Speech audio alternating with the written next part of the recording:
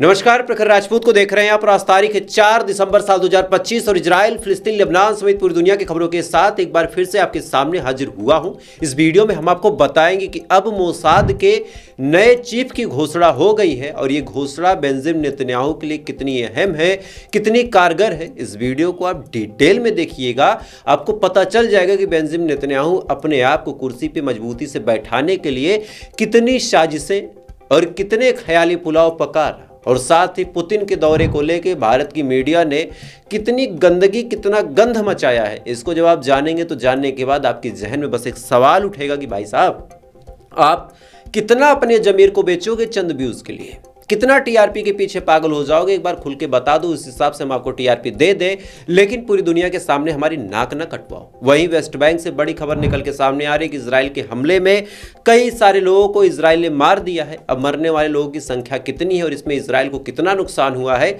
इस वीडियो में हम डिटेल में एनालिसिस करेंगे। और साथ ही अब गाजा में इजराइल की फौज फिर से घुसेगी, इसके बारे में क्या नई अपडेट आई है, इसके बारे में भी आपको डिटेल पता चलेगा। यानी यकीन मानिए, आज की जो खबर है बहुत ज़्यादा अहम है, बहुत ज़्यादा इंपॉर्टेंट है। इस वजह से वीडियो को लास्ट तक जरूर देखिएगा। चैनल पर नए हैं तो वीडियो को लाइक करके, चैनल सब्सक्राइब करके अपना प्यार जरूर दे दीजिएगा। और साथ ही आप इस वीडियो को कहाँ से देख रहे हैं, इस वीडियो को कहाँ से देख रहे हैं और आपका क्या नाम है, कमेंट करके जरूर बताइएगा। क्योंकि जब आप कमेंट करते हैं ना, तो आपका जो कमेंट होता है हमें बड़ी ऊर्जा देता है, बड़ा मोटिवेशन देता है। हमें पता चलता है कि भाई ये प्रखर राजपूत का जो परिवार है, इसमें कहाँ कहाँ के लोग जुड़े हुए हैं। तो आप एक बार कमेंट करके हाजिरी जरूर लगा दें। तब तक एक करके मैं आपको खबरें बताता हूँ। और सबसे पहले आज आपको मिडिल ईस्ट की खबरों की तरफ लेके चलूंगा, उसके बाद आपको भारत की भी खबरें बताऊंगा।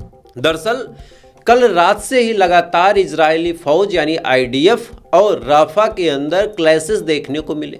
पहले इजराइल ने कहा कि हमास की तरफ से हमारे सैनिकों के ऊपर आरपीजी फायर किया गया और इसी के जस्ट बाद हमने रिटेलिएट किया और इस रिटेलिएट में कई हमास के लड़ाकों को मार दिया। अब ये तमाम चीज़ें रात के अंधेरे में इजराइल ने बोली।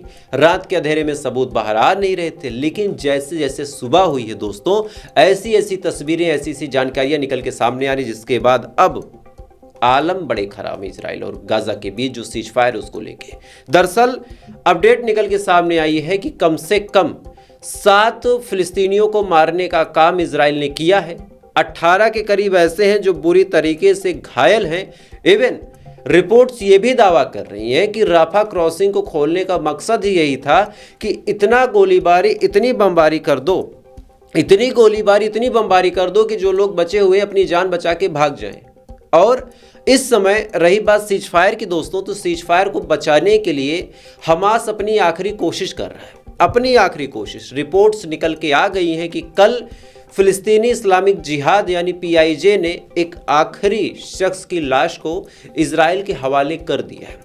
टोटल 2 लोगों की लाशें बची थी, इनमें से एक शख्स की लाश कल सौंप दी गई है। अब केवल और केवल एक शख्स जिसका नाम रैन गिबली है, रैन गिबली की ही डेड बॉडी इस समय हमास के कब्जे में है। हालांकि कब्जे में तो नहीं है, मिट्टी में कहीं दफन है। हमास खोद खोद के निकाल रहा है। अगर मिल जाएगी तो ठीक है, नहीं मिल पाएगी तो अगला क्या ही कर सकता है।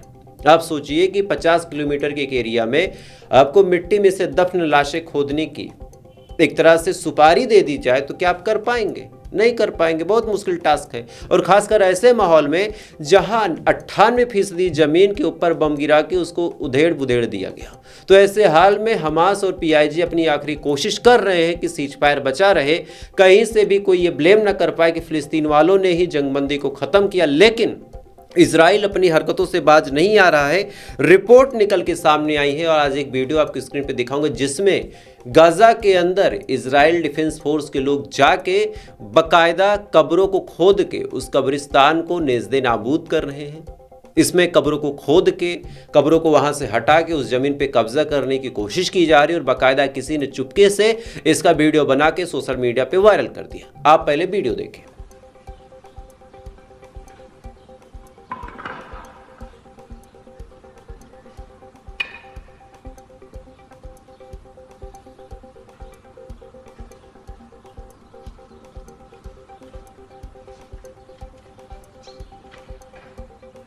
इधर ये तमाम चीज़ें चल ही रही है। गाजा और वेस्ट बैंक में कब्रिस्तानों तक को टारगेट करके इजरायली डिफेंस फोर्स के लोग, इजरायली जवान, इजरायली सेटलर्स जा जाके कब्जा कर रहे हैं। इधर इजराइल कर्ज यानी इजराइल के जो डिफेंस मिनिस्टर हैं उन्होंने बड़ा बयान देते हुए कहा कि अब आईडीएफ जो है वो फोर्सफुली रिएक्ट करेगी, यानी अब आईडीएफ हमला भी करेगी, अब आईडीएफ गोलीबारी भी करेगी, अब आईडीएफ बॉम्ब भी मारेगी। और ये बात इजरायली डिफेंस फोर्स के जो मिनिस्टर हैं, आईडीएफ के जो मिनिस्टर हैं, जो वहाँ के डिफेंस मिनिस्टर हैं, इजराइल कर्ज ने साफ तौर पे कह दिया।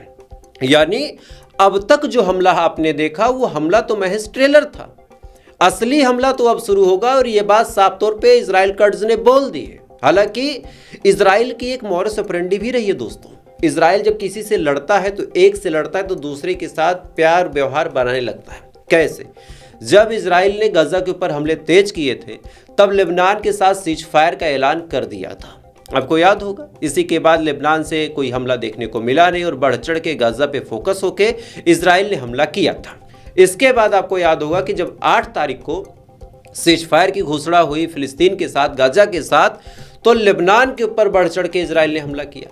यानी एक जगह जब इजराइल सीज फायर करता है तब दूसरी जगह पूरा फोकस होकर अटैक करता है। और इस समय अब आप समझिए कि इजराइल के सीनियर डेलीगेशन पहुंच चुके हैं लेबनान, और लेबनान में पहुंच के लेबनान के साथ सीज फायर की बातचीत को फिर से शुरू कर रहे हैं। तो मतलब बड़ा साफ है कि आने वाले टाइम में इजराइल बड़े हमले कर सकता है गाजा के ऊपर, और इजराइल कर्ज ने इसके बारे में साफ तौर पे बता भी दिया है।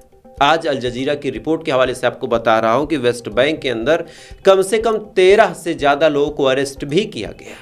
लगातार इजराइल लोगों को अरेस्ट कर रहा, लगातार मार रहा, लगातार एलिमिनेट कर रहा, और ये चीज़ें लगातार ऐसी ही चलती जा रही दोस्तों। खैर, इधर ये तमाम खबरें निकल के सामने आ ही रही हैं। इधर यूएनआरडब्ल्यू ने एक बड़ा बयान दिया है और इस बयान ने मानो इंसानियत को एक आईना दिखाया। यूएनआरडब्ल्यू की रिपोर्ट के मुताबिक अब गाजा 20 साल पीछे चला गया है।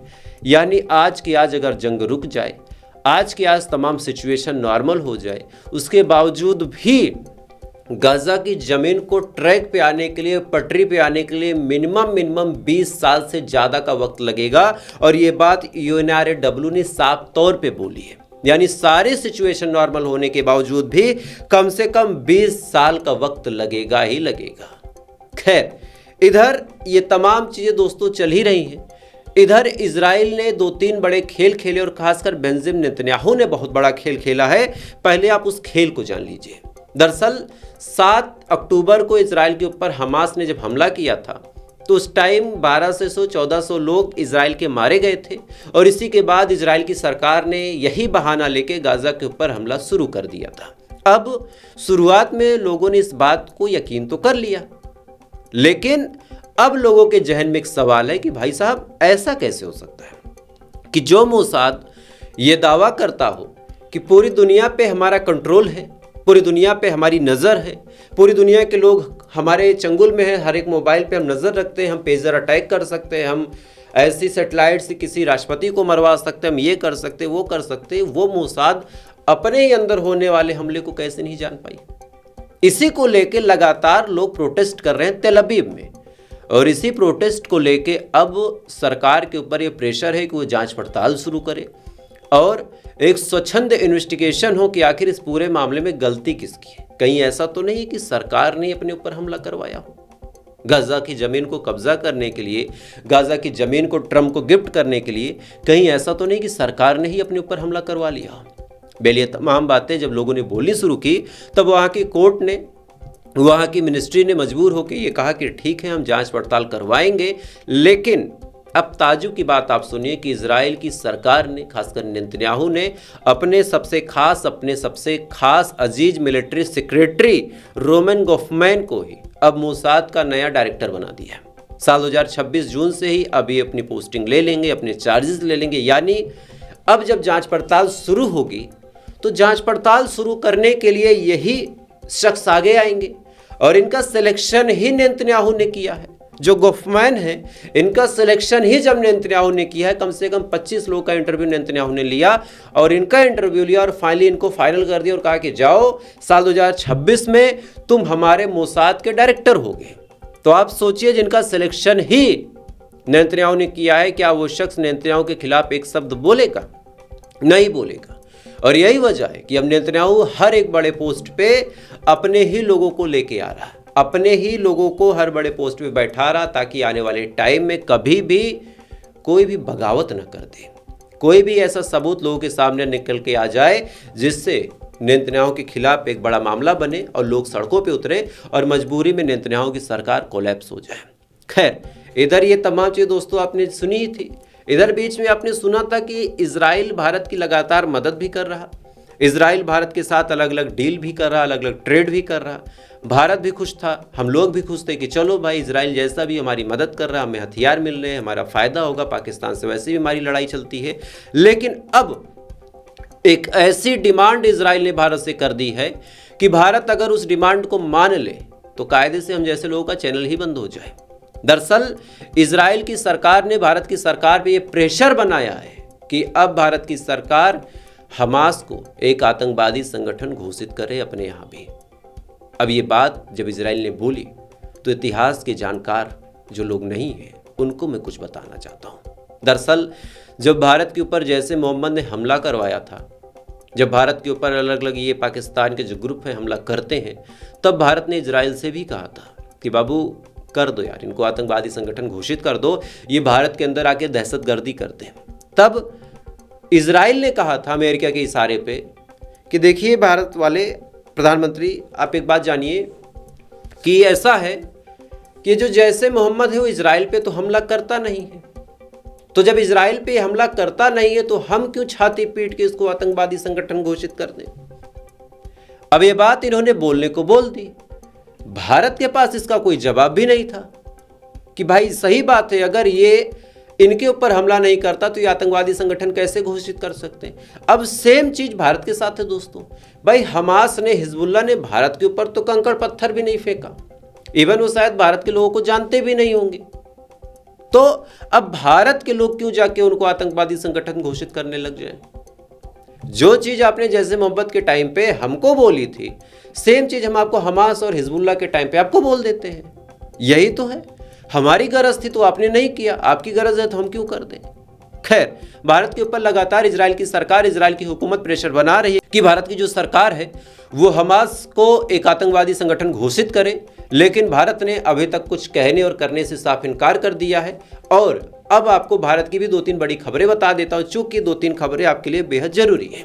आपको याद होगा 2 दिन पहले मैंने एक वीडियो बनाया था और कहा था कि इस वीडियो को कम से कम 10 लोगों तक शेयर कीजिए। ये वीडियो था संचार साथी ऐप, जिसके बारे में मैंने आपको बताया था कि सरकार आपके फ़ोन में जासूसी करवा रही है, और अगर ये संचार साथी ऐप आ गया तो फिर आप कहीं से भी सुरक्षित नहीं है, आपके संवैधानिक हक का हनन हो जाएगा। चैनल छोटा था, जज्बा मेरा बड़ा था, आप लोगों ने भी खूब शेयर किया, खूब प्यार दिया, कम से कम 5-6 लाख लोगों ने उस वीडियो को देखा, और आज उसका रिजल्ट हमें निकल के मिला है कि संचार साथी ऐप पे सरकार ने अपना फैसला वापस लिया और कहा कि अब कोई मैंडेटरी नहीं है कि हर फोन में संचार साथी ऐप इंस्टॉल ही होगा।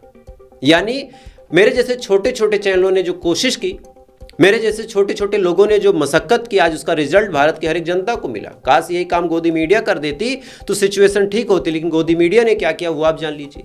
गोदी मीडिया ने ये दावा कर दिया कि भारत के दौरे पे आने से पहले पुतिन को आईसीसी के अरेस्ट वारंट का खतरा है।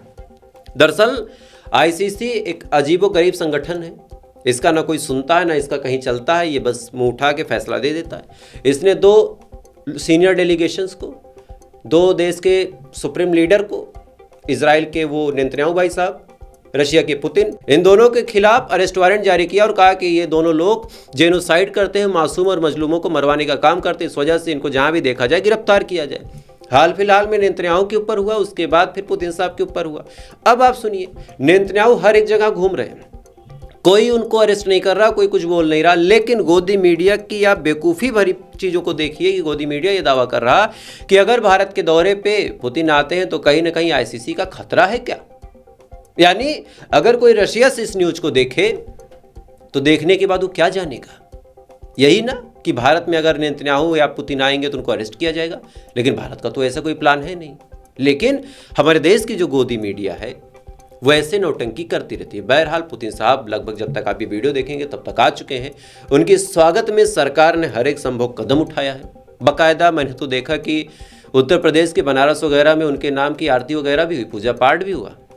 खैर वो अलग मुद्दा है, लेकिन आज पूरा देश खुश है क्योंकि पुतिन एक ऐसे शख्स है, रशिया एक ऐसा हमारा दोस्त है जो हर सिचुएशन में भारत के साथ खड़ा होता है, हर सिचुएशन में भारत की मदद करता है, हर चीज़ में भारत के साथ कंधे से कंधा मिला के खड़ा होता है। तो आज वो हमारा सबसे अच्छा, सबसे कीमती, सबसे प्रीशियस दोस्त है। और भारत की तरह वहाँ नेता बार बार चेंज होते नहीं है।